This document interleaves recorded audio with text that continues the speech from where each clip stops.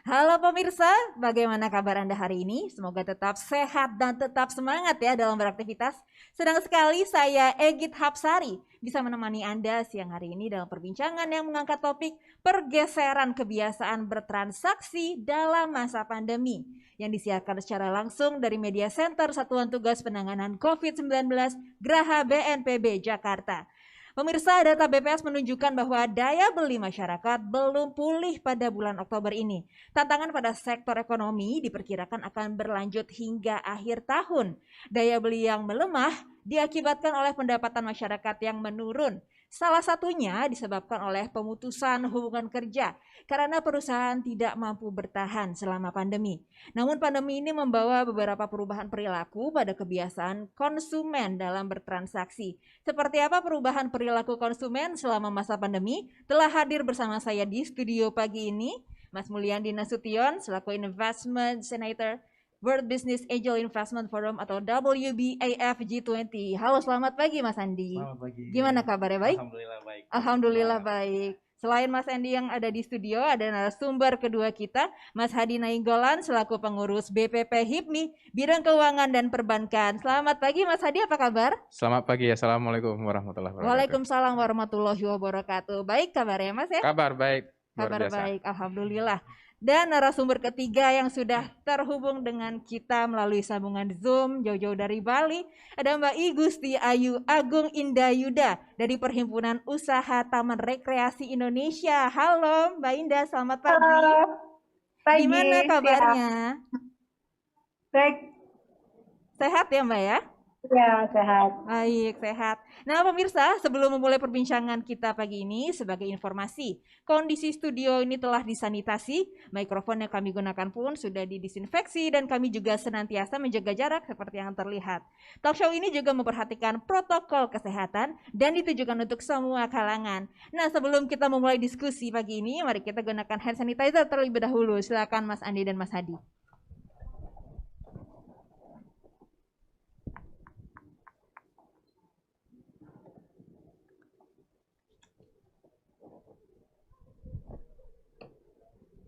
Oke, protokol 3M sudah kita jalankan ya Mas Hadi dan juga Mas Andi. Langsung saja kita ngobrol-ngobrol nih seputar pergeseran perilaku konsumen di tengah pandemi ini. Saya mungkin ke Mas Andi terlebih dahulu ya. Mas Andi, ini kan data BPS menyebutkan bahwa 60% pengusaha di Indonesia ini tidak akan bertahan apabila pandemi ini masih belum selesai sampai akhir tahun ini. Nah, gimana Mas Andi menanggapi isu tersebut atau data tersebut? Jadi terima kasih Mbak. Kalau menurut saya ya, kita dari segi perilaku bisnis, kemudian juga di dunia investasi, sebenarnya yang kita lihat itu adalah bukan tidak bertahan, tetapi akan melakukan pergeseran usaha, atau kita bilang pivoting, atau ya harus lebih kreatif. Karena COVID-19 ini menjadikan pengusaha-pengusaha baru yang tadinya korban-korban PHK ya, itu mau tidak mau akan menjadi pengusaha. Dan pengusaha lama pun mau tidak mau akan pivoting bisnisnya. Pivoting. Iya, jadi seperti tema kita hari ini sebenarnya tidak hanya konsumen yang melakukan pergeseran transaksi ya, atau cara bertransaksi, tetapi pengusaha pun akan melakukan pergeseran mulai dari pergeseran usahanya, mulai dari pergeseran cara dia memarketingin usahanya yang tadinya mungkin kebanyakan offline sekarang menjadi online, atau mungkin yang terbiasa melayani corporate ya, B2B. Nah karena sekarang B2B-nya lagi pada stagnan juga, akhirnya mau nggak mau dia masuk ke B2C. Kita lihat misalnya di dunia kreatif, di dunia fashion banyak sekali yang tadinya bikin baju wedding misalnya, tiba-tiba sekarang jadi bikin masker istilahnya sebegitu. Nah jadi even perusahaan-perusahaan I.O. pun yang kabarnya akan digembor-gemborkan, wah ini semua I.O. tidak akan bertahan karena tidak ada acara. Tapi akhirnya sekarang kita lihat kan banyak orang nikah-nikah secara online. Iya, akhirnya mau nggak mau mereka jadi pivoting bisnisnya gitu loh. Akhirnya akan jadi beradaptasi dengan kebiasaan baru. Jadi tidak hanya kita beradaptasi dengan kebiasaan normal, tapi juga para pengusaha dituntut untuk lebih kreatif dan dituntut untuk lebih bisa beradaptasi dengan efek dari pandemi ataupun COVID-19 ini gitu loh. Jadi pasang kuda-kuda dari sekarang karena ya harus kreatif karena dunia tidak akan sama lagi gitu loh. Gitu. Jadi survival rate dari pengusaha ini sebenarnya tergantung seberapa jauh atau seberapa bisa pengusaha ini berinovasi di tengah pandemi ya Mas Andi. Betul. Jadi sehingga ketika tadi kita balik lagi ke datanya BPJS, 60% itu bukan yang nggak bertahan tapi 60% adalah mungkin pengusaha-pengusaha yang konvensional ya. Nah itu harus segera berpivoting, harus segera benar-benar cari cara nih gitu loh, melakukan diferensiasi kah atau melakukan intensifikasi gitu loh. Jadi ya silakan gitu loh, lihat kebiasaan normal seperti apa, tangkap peluangnya. Gitu. Nah dari segi keorganisasian mungkin saya mau nanya lagi ke Mas Hadi. Mas Hadi bisa diceritain nggak sih, sharing sama kita semua seperti apa sih kegiatan di bidang keuangan dan perbankan ini selama pandemi? Ya, kebetulan kita dari pengurus pusat Himpunan Pengusaha Muda Indonesia yang ditugaskan yang secara job desk-nya itu memang di bidang keuangan dan perbankan. Kita melihat memang terjadi sebuah pergeseran yang sangat signifikan di masa pandemi COVID-19 ini terkait tentang bagaimana perilaku orang bertransaksi. Nah, yang paling menonjol itu adalah terlihat ya penggunaan mobile banking itu semakin meningkat. Jadi kita bisa lihat itu ada alat ukurnya downloader ya, yang mendownload aplikasi-aplikasi terkait tentang mobile banking itu semakin tinggi.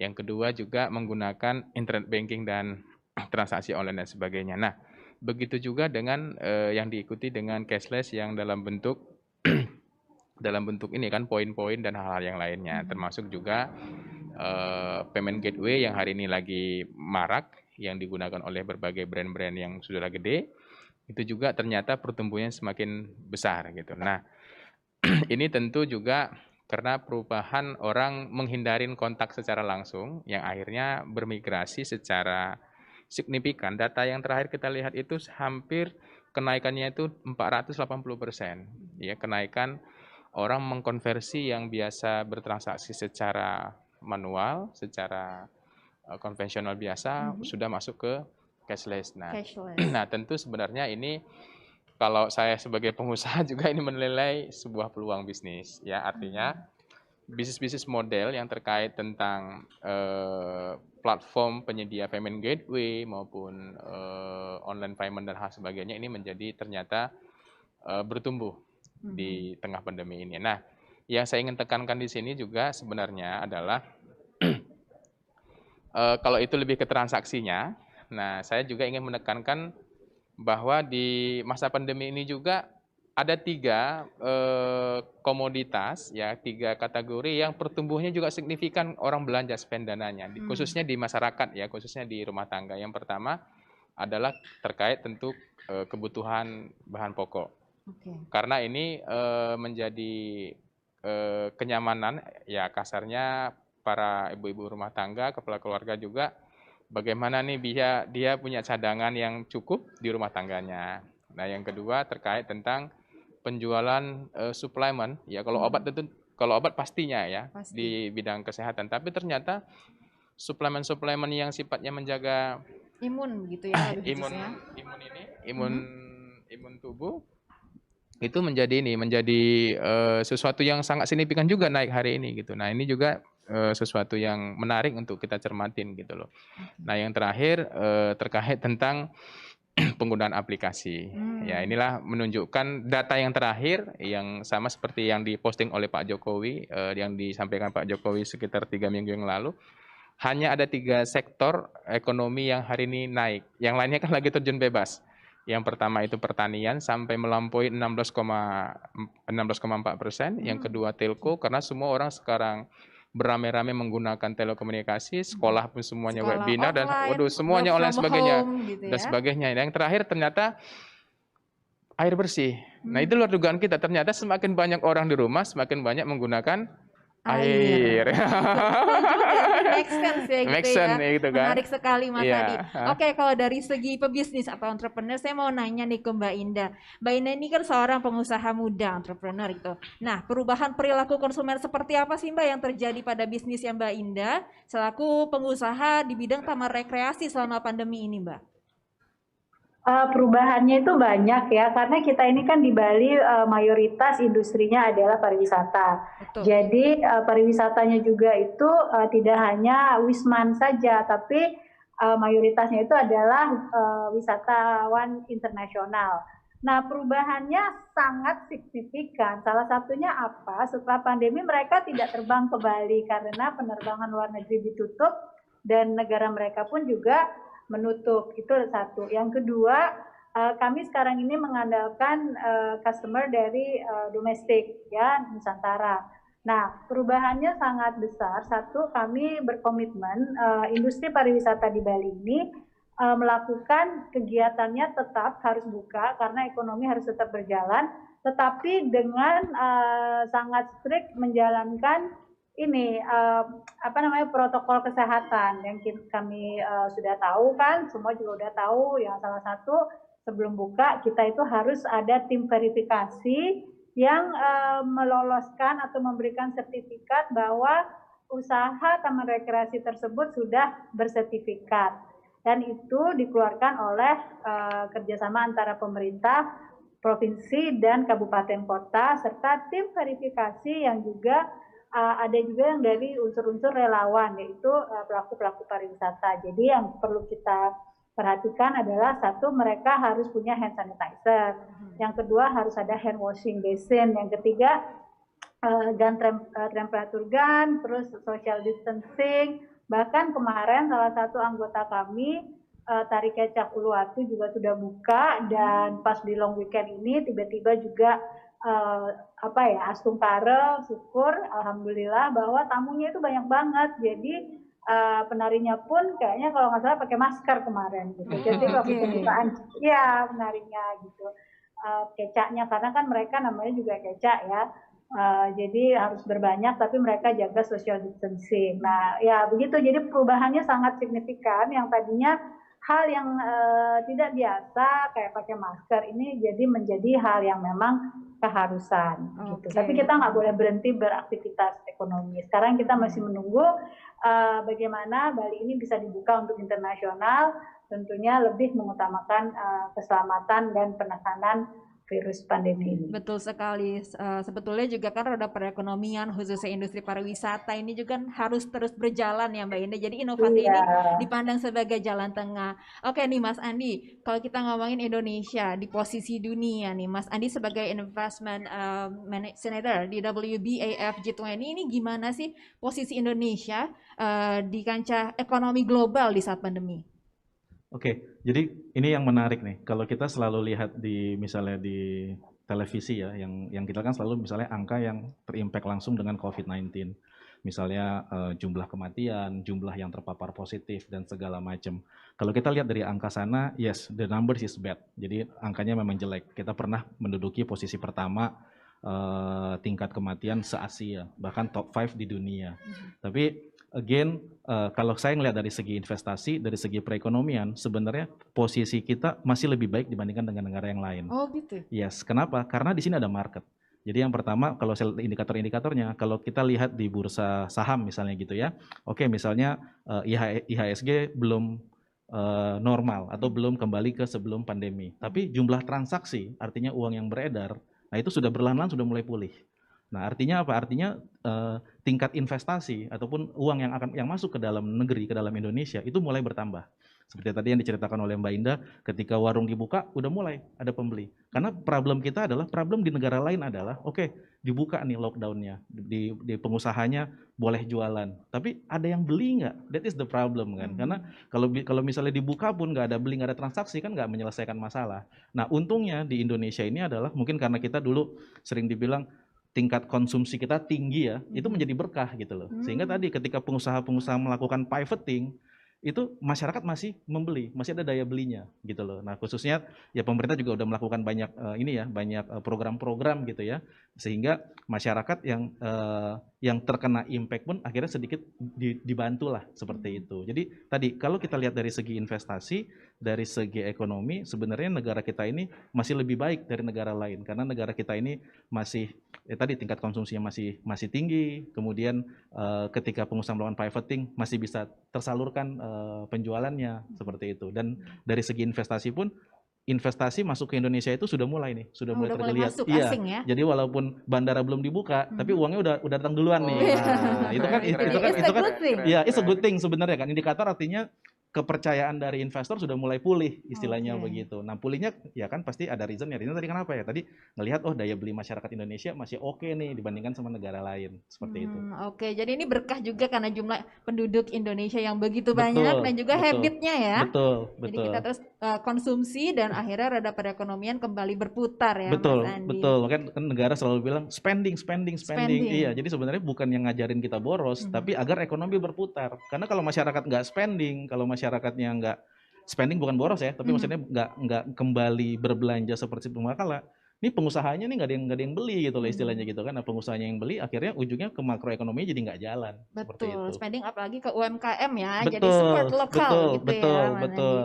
Nah, oke, saya mau nanya lagi ke Mas Hadi. Mas Hadi, ini kan pandemi mengharuskan masyarakat kita nih beradaptasi baru karena tuh untuk melakukan transaksi-transaksi cashless kan semakin meningkat seperti yang Mas Hadi sampaikan tadi. Nah, tapi dari segi income atau pendapatan dari pengusaha ini berpengaruh nggak dengan pergeseran transaksi dari yang konvensional ke cashless? Tentu sangat berpengaruh ya. Dan saya punya komunitas, kebetulan teman-teman pengusaha juga menyampaikan bahwa yang dulunya mungkin karyawannya mendapatkan gaji pokok full, dapat tunjangan A, B, dan sebagainya, di pandemi ini tentu terjadi efisiensi. Tentu ini kan sebagai gambaran kalau pendapatan masyarakat itu berkurang. Nah, apalagi yang mereka bekerja tidak informal maksud saya. Nah, tentu Sektor juga informal. segmen informal juga tentu sangat terganggu dengan kondisi seperti ini. Nah, stressing point yang ingin saya dorong bahwa ternyata korelasinya itu tidak terganggu. Jadi walaupun yang masuk sekarang uangnya kecil, tapi tetap konversinya cashless gitu loh. Nah, jadi artinya saya melihat bahwa ini momentum ya para pelaku-pelaku teknologi keuangan di Indonesia benar-benar concern untuk bisa memanajemen terkait tentang teknologi cashless ini gitu. Apakah dalam bentuk langsung digitalnya, payment gateway-nya, apakah dalam bentuk langsung dalam internet banking dan sebagainya. Nah, yang menarik ini Mbak, saya kebetulan ada usaha di daerah, tani dan sebagainya. Di masa pandemi ini ketika ada beberapa titik yang arus distribusi barangnya itu tidak stabil, ya. Kebiasaan-kebiasaan lama di kampung itu kembali timbul, ada namanya tukar barang. Barter ya, Ya jadi barter. balik lagi gitu. Balik lagi, jadi dia punya pohon kelapa banyak, dia barter dengan beras, dia barter dengan hal-hal yang lain dan sebagainya. Dan ini ternyata kembali terjadi juga, walaupun belum masif, tapi artinya ini juga bagian dari transaksi juga kan, transaksi yang sebenarnya bukan, kalau cashless kan jelas itu dalam bentuk money-nya ya, uangnya, tapi ini kan dalam bentuk barangnya yang substansinya kan sama ya kan, memberikan kebutuhan orang, mengakomodir kebutuhan orang gitu loh. Gitu. Ini hal yang menarik ya, karena ternyata di berbagai belahan daerah-daerah di Indonesia juga justru barter ya, balik lagi. Iya, gitu. nah terus saya pengen begini Mbak, satu lagi di perbankan kita berharap sebenarnya kesiapan, saya sih waktu awal-awal mungkin kita masih bisa maklumi ya kesiapan perbankan untuk bisa melayani dengan besar ya orang bertransaksi di perbankan ini untuk menghindari tatap muka misalkan kan, artinya mengurangi yang sifatnya datang ke kantor offline gitu loh. Nah, artinya yang saya ingin dorong di sini adalah bagaimana penguatan di perbankan di Indonesia dari berbagai perbankan baik itu BUMN maupun swasta untuk meningkatkan kapasitas sumber daya manusia dan teknologinya untuk bisa melayani ya konsumen keuangan Indonesia yang ini pasti migrasinya makin besar ya makin besar volumenya ke cashless gitu loh. Nah, ini juga kan tentu solutif juga kan, mengurangi orang antri, mengurangi orang masuk ke bank beramai-ramai juga. Betul, kan begitu. Memutus rantai penularan. Iya, begitu. Ini berkorelasi dengan semangat dari Satgas COVID-19 ini sendiri gitu. Betul. Maksud saya gitu. Oke, nah kalau dari Mas Hadi yang jelaskan tadi, mungkin pergeseran transaksi ini berpengaruh dari perspektif pengusaha secara keseluruhan. Tapi kalau dari Mbak Indah sendiri, dari segi atau pandangan entrepreneur di bidang rekreasi, ini pergeseran transaksi berpengaruh signifikan nggak Mbak Indah? Oh, pengaruh banget ya. Jadi, kalaupun kami ini kan sempat diinstruksikan oleh pemerintah di provinsi kami di Bali itu untuk tidak melakukan kegiatan. Itu di bulan Maret kalau nggak salah, terus di bulan Juni kami diizinkan tapi terbatas. Nah, sekarang sudah tidak ada pembatasan, hanya tidak ada penerbangan internasional. Jadi dari segi pendapatan itu sangat signifikan drop-nya. Kalaupun yang termasuk juga tidak hanya di pariwisata, di UMKM sekalipun di Bali itu juga sangat impact-nya sangat besar, termasuk juga di dunia pertanian.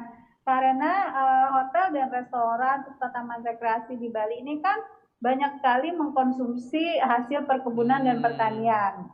Nah, jadi begitu tidak ada wisatawan, jadi pengkonsumsi itu juga tidak ada. Otomatis saya juga kebetulan ketua umum HIPMI mantan di 2013 untuk Bali.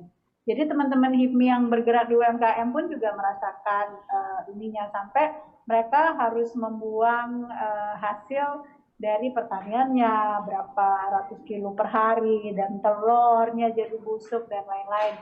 Jadi kalau misalnya masih survive itu adalah UMKM di bidang kuliner mungkin ya. Tapi ada juga beberapa tempat yang memang pas, jadi mereka pun rame, tapi tidak semua, itu bisa dihitung berapa persennya. Nah, kalau dilihat dari yang buka sekalipun itu rata-rata pendapatannya berkisar 10-20% saja yang tersisa. Jadi hampir 80%-nya itu sudah tidak ada.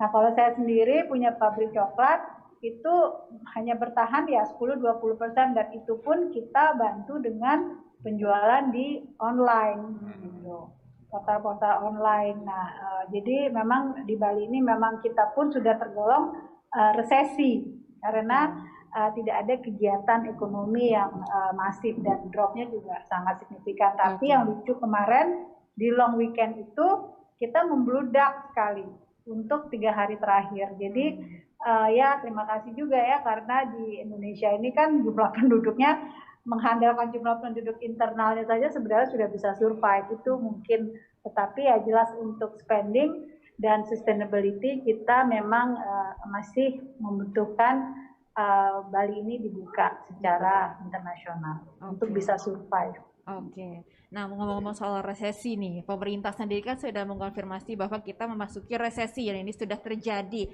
Nah, Mas Andi sebagai perwakilan dari G20 gitu, apa sih Mas yang bisa dipelajari oleh Indonesia dari negara-negara G20 lainnya untuk menghadapi resesi ini, supaya investment flow dari asing ini semakin deras gitu masuk ke Indonesia? Iya, jadi kalau dari kita ya, sebenarnya apa yang dilakukan oleh pemerintah itu udah pas, udah benar gitu ya istilahnya gitu ya. Nah, jadi sudah melakukan banyak kebijakan-kebijakan yang mendorong investasi untuk masuk. Bahkan tadi saya bilang kita itu sebenarnya selangkah lebih maju daripada yang lain, selangkah lebih diunggulkan karena dengan demografi penduduk dan juga spending behavior penduduk kita. Itu sudah menarik untuk investor. Karena investor tuh duit itu banyak Mbak yang beredar, dan investor ini punya uang dan harus disalurkan. Karena mereka juga nggak pengen uangnya itu lama-lama ada di bank mereka, istilahnya seperti itu. Nah, kuncinya apa? Kalau saya boleh bicara itu adalah yang penting kita harus kompak. Karena di Indonesia ini masalah komunikasi dan kekompakan itu yang jadi masalah buat para investor. Masalah komunikasi antara pembuat kebijakan, antara pelaku bisnis dan segala macam. Kemudian juga kekompakan antara pemerintah daerah dengan pemerintah pusat. Kadang-kadang pemerintah pusatnya bicara soal A gitu kan, pemerintah daerahnya bicara soal B gitu loh. Jadi kalau saya boleh, ini sih tipsnya sebenarnya simple ya, just follow the leader aja gitu loh. Kita ngasih input, ngasih masukan silahkan. Tapi at least kebijakan apapun yang sudah dilakukan oleh pemerintah pusat, kita percaya sama sistemnya. Kita percaya bahwasanya inilah yang memang terbaik pada saat ini, seperti itu. Karena buat kita para investor, kita hanya butuh kepastian, gitu loh. Jadi kepastian artinya apa? Kalau misalnya, kita dijanjikan A oleh pemerintah, maka A itulah yang akan kejadian seperti itu. Tidak berubah menjadi B, menjadi C, menjadi D, segala macam, gitu loh. Jadi ibaratnya dari faktor tadi environment, investasi, dari faktor market, ya kita sebenarnya lebih diunggulkan. Tapi tadi masalah kekompakan aja yang harus kita improve lah bersama-sama. Regulasi begitu Mas Andi? Baik itu masalah regulasi maupun masalah apa namanya insentif-insentif yang akan diberikan, ataupun masalah even sesimpel as apakah kita akan lockdown atau enggak, kapan ekonomi akan dibuka, kapan bandara akan dibuka. Kadang-kadang kan itu kan yang menjadi masalah ketika tadi, oh ini kita dengar bandara Bali akan dibuka gitu kan, ini investor udah siap nih, wah udah siap ibarat mengutus, tiba-tiba belum deh nanti gitu. Nah mundur itu lagi mundur dong lagi, nanti. nah ini Maju jadi masalah mundur. sebenarnya kan seperti itu. Oh gitu, jadi kalau asing mau masuk juga bingung ya kalau kita sendiri nggak solid gitu Betul, dalam negerinya ya. iya betul. Oke. Itu yang mesti kita improve sebenarnya. Oke, semoga nanti kita menuju ke sana ya, we're on the right Siap. track gitu ya Amin. Mas Andi. Nah kalau Mas Adi nih, Mas Adi kan biasanya kalau saat kepepet, kalau lagi pandemi kayak gini pengusaha ini terpicu buat melakukan inovasi, terobosan. Nah terobosan atau inovasi seperti apa sih Mas yang udah dilakuin? Mungkin bisa sharing dengan pemirsa di rumah atau pengusaha lainnya? Baik, terima kasih. Ini Bro Andi sudah ngasih insight juga tentang bagaimana sebenarnya kita Indonesia punya keunggulan. Termasuk juga tadi, ini ketum saya ya, Ketum Indah dari Bali ya. Luar biasa juga, tetap hebat Bali, luar biasa. Kalau kita Mbak, dan saya pribadi, saya kebetulan pas pula tadi malam tuh saya ada tulis di blog saya dan di sosial media saya.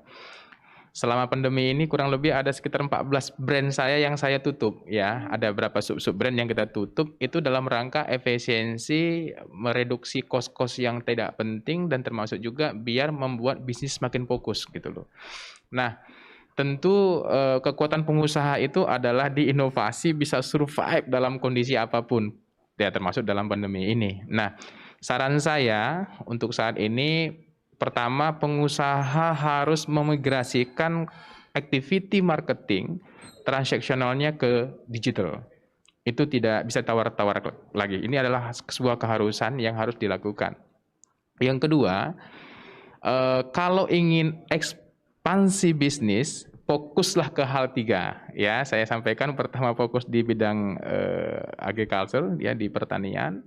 Yang kedua di bidang telekomunikasi, digital, ataupun ketiga terkait tentang kebutuhan dasar air dan sebagainya. Di luar itu tunggu dulu maksud saya, karena memang marketnya masih belum pasti. Terakhir dari saya, ya namanya pengusaha, ya jatuh bangun hal sulit itu adalah persoalan biasa. Yang nggak boleh hilang itu adalah semangat, spirit, dan bagaimana kita bisa tetap yakin dengan mimpi kita. Tentu kuncinya juga penutupnya di sini adalah kolaborasi. Jadi saya kebetulan di pandemi ini luar biasa banyak menjalin kolaborasi dengan berbagai pihak karena kita nggak bisa berjalan sendiri-sendiri dan kalau kolaborasi kita speednya lebih kencang maksud saya gitu. Oke, kolaborasi ini inline juga ya dengan yang disampaikan Mas Andi tadi supaya kita di lokalnya sendiri solid gitu ya, kompak. Nah dari Mbak Indah sendiri, strategi apa sih Mbak Indah sebagai pengusaha gitu yang dilakukan untuk menghadapi macam-macam kemungkinan yang kiranya akan menerpa industri pariwisata ini selama pandemi Mbak Indah? Kalau strateginya sih yang jelas kita harus restructuring harga, jadi nggak bisa kita jualan kayak waktu kita masih normal, karena sekarang kan kita juga harus melihat kondisi dari market kita sendiri. Jadi kalau kita memaksakan dengan ideologi yang lama itu tidak akan ada pemasukan sama sekali, jadinya yang ada hanyalah nanti kita sia-sia. Nah, makanya itu sih yang salah satunya. Yang kedua juga kita harus efisiensi. Yang biasanya kita punya staff berapa gitu ya, setiap berapa meter itu ada yang jaga. Sekarang kita harus berpikir bagaimana menggunakan resources itu sesuai kemampuan. Jadi misal gitu ya, yang biasanya kita punya 300 orang tiap hari atau kita selalu buka tiap hari, sekarang mungkin ada teman-teman kita yang di rekreasi yang hanya buka apabila weekend atau waktu-waktu tertentu, dan juga dari sistem penggunaan ini tenaga kerjanya juga diefisiensikan dan tidak semua dipekerjakan. Nah itu sih sayang memang, tapi ya mau diapain ya, namanya juga kondisi tidak biasa ya begitu sekarang kalau kami. Dan kalaupun itu pemasaran misalnya kalau itu barang kita melakukan buy one get one free kayak gitu. Promo-promo seperti itu ya Mbak Indah ya. Iya. Dan tadi efisiensi. Maaf Mbak, saya harus ada rapat, saya harus lanjut. Oh iya, nggak apa-apa Mbak Indah. Terima kasih atas waktunya dan sharingnya buat kita ya. Iya. Makasih, semoga sehat-sehat. Nah oke Mas Andi, ini terakhir nih buat masyarakat atau pengusaha yang menyaksikan kita, ada trik atau saran-saran nggak di masa pandemi ini baiknya investasi seperti apa yang dilakukan? Jadi kalau investasi cari yang short term, kemudian juga cari yang liquid, arti yang gampang di cashkan. Jadi kalau suatu saat kita butuh, cepat. Tips-tips untuk pengusaha, saya sedikit saja, pastikan positif cash flow. Karena gini, di zaman pandemi ini akan banyak sekali insentif dari pemerintah, akan banyak sekali investasi yang masuk. Pastikan laporan keuangan para pengusaha itu positif, tetap ada untungnya, walaupun cuma Rp500. Jangan menjadi mentalnya aduh kita negatif nih, rugi segala macam, justru takut. Nah caranya gimana? Yang pertama, kalau punya utang, diperpanjang, restrukturisasi, ke bank, ke siapa, silahkan. Yang kedua, kalau punya piutang, diperpendek. Jadi misalnya punya utang-utang di luar nih tagihan, perpendek, bayar dong sekarang, gue kasih diskon deh 50% gitu. Yang penting pegang cash. Sama yang ketiga, minimal inventory. Jangan sampai ada barang di gudang. Jangan sayang-sayang, aduh ini sayang nih, keluarin diskon 50%, diskon 50%. Yang penting pegang cash sehingga ujungnya cash flow kita positif. Karena investor itu kalau misalnya cash flow-nya positif itu langsung masuk.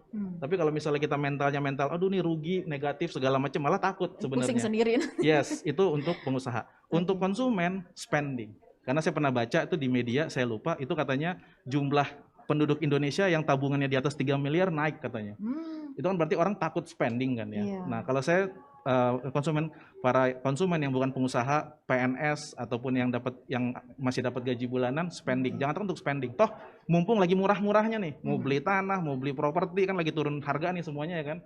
Mau liburan semua kan pada ini ya, booking tiket, spending. Jangan khawatir untuk spending, bantu para pengusaha. Karena kalau pengusahanya nambah, yang kena PHK jadi pengusaha, kalau nggak ada yang beli kan nggak berjalan ekonominya. Pagi sekarang banyak promo kayak pay now stay later gitu. Betul, ya. Pay now stay later. Betul. Yang penting cash flow-nya masuk dulu gitu ke pengusaha. Betul. Jangan khawatir untuk spending gitu loh. Oke, noted Mas Andi. Makasih banyak sharingnya hari ini. Semoga bisa langsung diimplementasikan, direalisasikan ya. Makasih juga Mas Andi sharing-sharingnya, semoga bermanfaat buat yang nonton ya. Dan juga tadi terima kasih Mbak Indah dari Bali atas waktunya. Nah, pemirsa, tiba saatnya kita di penghujung acara. Semoga bincang-bincang kali ini juga bermanfaat ya buat kita semua. Jangan lupa pemirsa untuk selalu melakukan protokol 3M, memakai masker dengan benar, menjaga jarak dan menghindari kerumunan, serta mencuci tangan dengan sabun dan air yang mengalir. Ingat pesan Ketua Satgas COVID-19 Bapak Doni Monardo bahwa apa yang kita lakukan agar disiplin dan patuh memakai masker, menjaga jarak dan menghindari kerumunan, serta mencuci tangan belum sebanding dengan beratnya perjuangan dokter dan tenaga medis yang merawat pasien di rumah sakit. Mereka yang mengabaikan protokol kesehatan sehingga menimbulkan korban jiwa, bukan hanya dimintai pertanggungjawaban di dunia tapi juga di akhirat. Oke, dengan demikian saya akhiri talk show kita pagi hari ini. Saya Egit Hapsari bersama segenap tim yang bertugas dan para narasumber pamit undur diri. Selamat pagi dan sampai jumpa.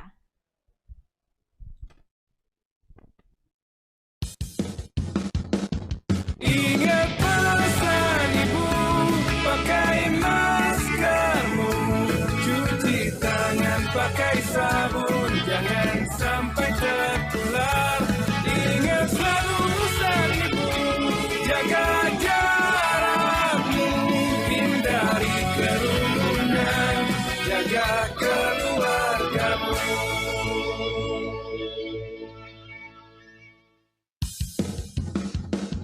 Ingat pesan ibu, pakai maskermu, cuci tangan pakai sabun, jangan sampai tertular.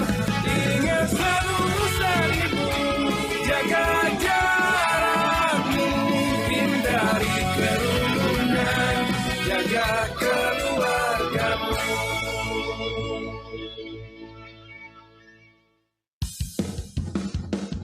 Ingat pesan ibu, pakai maskermu, cuci tangan pakai sabun, jangan sampai tertular.